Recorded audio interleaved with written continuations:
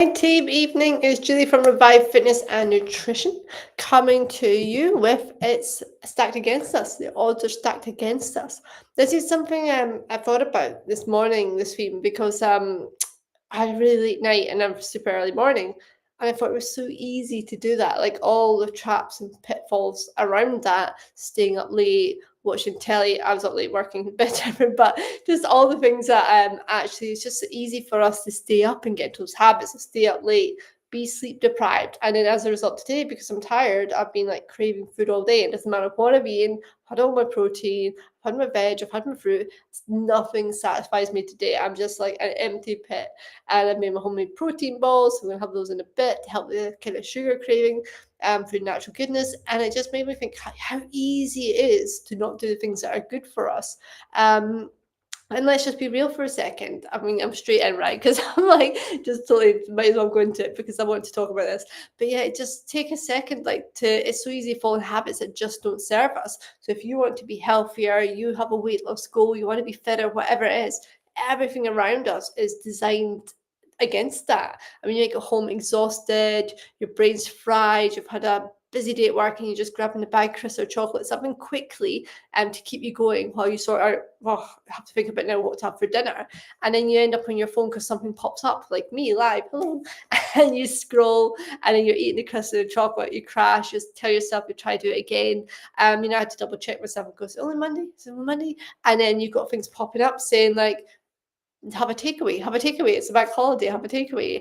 And it's not your fault if you get tempted by these things. We only have so much resilience in us, so much things that we can stave off temptation till we get tempted. And we're surrounded by it everywhere. Advertising on your phone, on the TV, out on billboards, messages popping up. We are surrounded by food and by things that aren't the best for us. So everything, food, media, stress, life, is all designed to keep us in the loop of quick fixes, easy comfort. And then what happens if we end up feeling sluggish, frustrated, annoyed, wondering why is it so hard to get motivated? We're a failure, there's something wrong with us. And we end up in this cycle.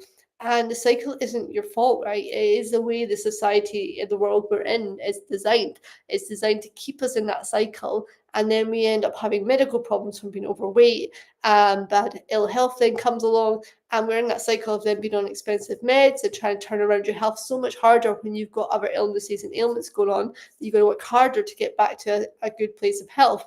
And it's like once you're in that cycle, it's really hard to break out. So I just want to know that I've been there. I've been a size 18 plus. I broke my leg and ankle. I felt the pain of not having my independence, being able to walk, being in the NHS system, and it was that point that it made me realize about the state of my health and the foods I was having in the lifestyle. And it was almost it was okay to be overweight because it's a sign of abundance and success and busyness that you don't have time to take care of yourself. But actually, it's not a great place to be in, and it's only going to lead down to one path. And I sometimes do wonder if I didn't, break my leg and ankle, what path would I continued on to have been overweight, high blood pressure, obesity, diabetes, and then going on to who knows cancers and all sorts. So it is that whole thing that you just don't know. What path you're on. But it's best to get the wake up call early rather than later. But hopefully that you can stave off needing to get a wake up call like I did before you change your health. So I mean, I've been there and I climbed out of that cycle, and it wasn't a magical transformation.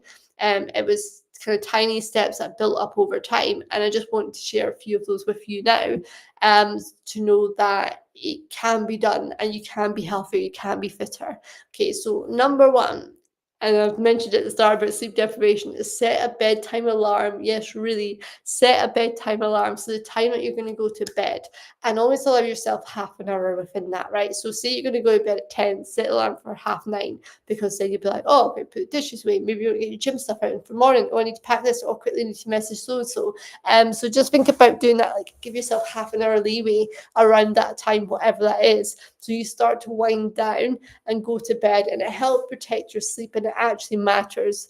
Like, it actually matters to protect your sleep, because as I just mentioned, when you're sleep deprived, your resilience and your stress levels are all higher. You then end up storing body fat. The next day you're then sleep deprived like I am today, and then you're hungry all day long. And then if you're in the supermarket, you're going to go for the carbs, the sugar, and it's all going to go against what you're trying to do to improve your health and maybe lose weight. Okay, so set a bedtime alarm, the time that you must be in bed by. Um, and like I say, it's crazy. If you are generally a night owl, then just try it 15 minutes before the time you normally go to bed, but set that alarm so you don't get caught watching another series on Netflix or whatever it is. So that's number one. Because believe me, I've just done a live in my free summer tone challenge about sleep and the importance of sleep and the difference it makes to our hormones, our fat, our metabolism, all that stuff. And you want to be getting your sleep in. All right, number two, make your snacks smarter. That's what I'm trying to say. So try prepping a little snack plate after dinner. So like nuts, berries, a bit of dark chocolate. So you've got something satisfying and nourishing. So with the dark chocolate, you've got a bit of sugar, you got the magnesium, you got that chocolate feel, you got berries, you got nuts for the fats, the sweetness. So having nuts, berries, and a bit of dark chocolate, it's ultimately like a Cadbury's fruit nut bar, right? So you get a mixture of everything. It's satisfying, it's also nourishing, and it's ready to go. Okay, so like a packet of crisps or any bar of chocolate is ready to go. So make it nice and easy. And then if you're like, oh, I still really fancy something sweet, have fruit.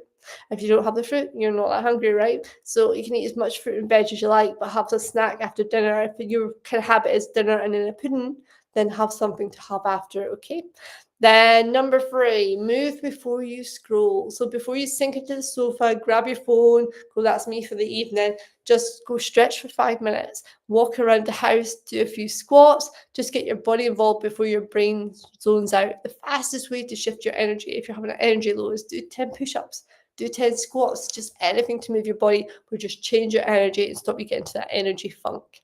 Okay, and the last one, number four, is speak to yourself with kindness. So this is what I said about blaming yourself about not being motivated, being lazy, being greedy, being a failure because you can't seem to get motivated and you're stuck in this cycle, okay?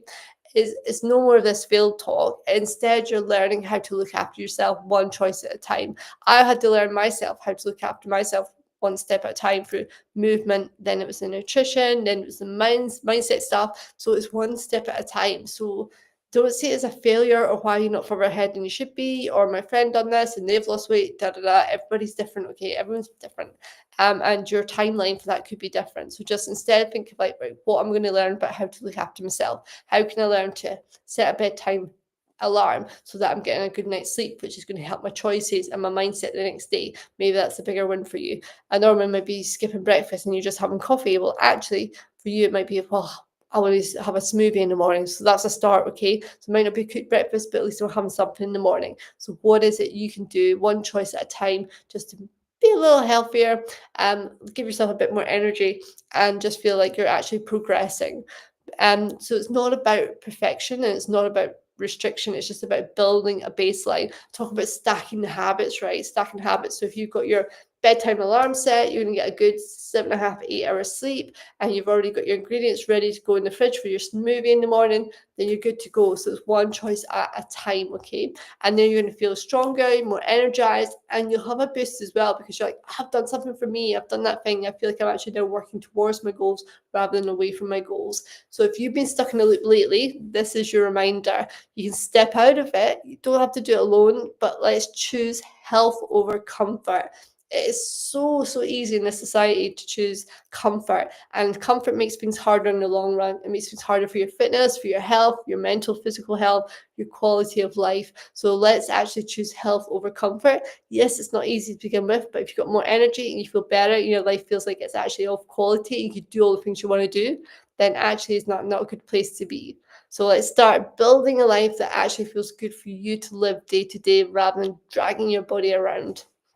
So that was my thoughts today, team. Like that was it. Like it's so easy in the society to be sleep deprived, to eat all the quick fast food that doesn't fuel us, to get stuck in that cycle and then find ourselves in a medical system of ill health that's treated by pills, and then never really stepping up and kind of owning it and going, actually, we do have a choice here. We have a choice to get a good night's sleep. We have a choice to eat healthier. We have a choice to move our bodies. And like I say, that doesn't have to be going to the gym for hours and hours.